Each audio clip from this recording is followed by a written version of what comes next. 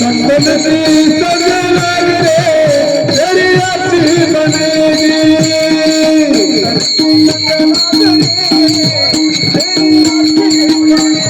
संतनती सजना रे तेरी अच्छी बनेगी अच्छी बनेगी तेरी बिगड़ी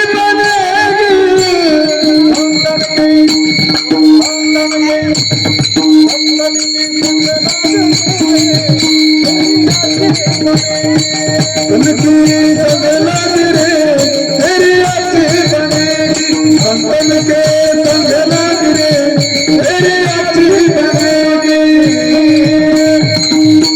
बघा बबन आता त्या साधूच्या जवळ गेलेला आहे, खूप जवळ, आणि साधूला इतका ध्यानस्थ बसलेला पाहून, साधूचं तेज पाहून त्याला असं वाटलं की आपण पण थोडस बसावं, आणि तो साधू जवळ बसलेला आहे.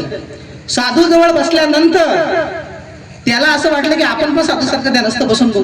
त्यांनी पण पालथी घातली. कोणी जो मुलींची छेड करतो गावामध्ये तो मुलगा साधूच्या संगती गेल्यानंतर काय झाला, पालथी घालून बसला, पायावर पाय ठेवून, आणि असा हात करून बसला. आणि त्याला लक्षात आलं कारण मी तर खूप नालायक व्यक्ती, लोकांना त्रास देणार आहे, आणि माझ्यामध्ये असा बदल झाला कसं काय. म्हणून त्याने साधूला हाक मारली, साधू महाराज मला तुमच्याशी बोलायचं आहे. तू काय म्हणाला, नीट ऐका. साधू महाराज मला तुमच्याशी बोलायचंय.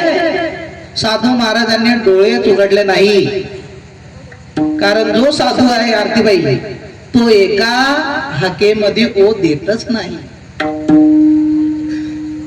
आम्ही पण एका हाकेमध्ये ओ देतच नाही, 3 वेळा हाक मारावी लागते. तर मला वाटतं की काहीतरी गंभीर प्रश्न आहे, मग मी बायकोला ओ देत असतो, नाही तर अजिबात आपल्याला आम्ही बोलतच नसतो, घरामध्ये मी बोलतच नसतो.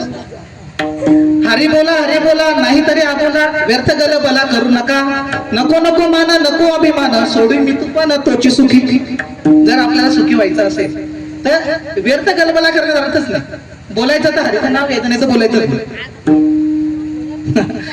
तर मग बघा बोलण्याची नाही देवाविना काही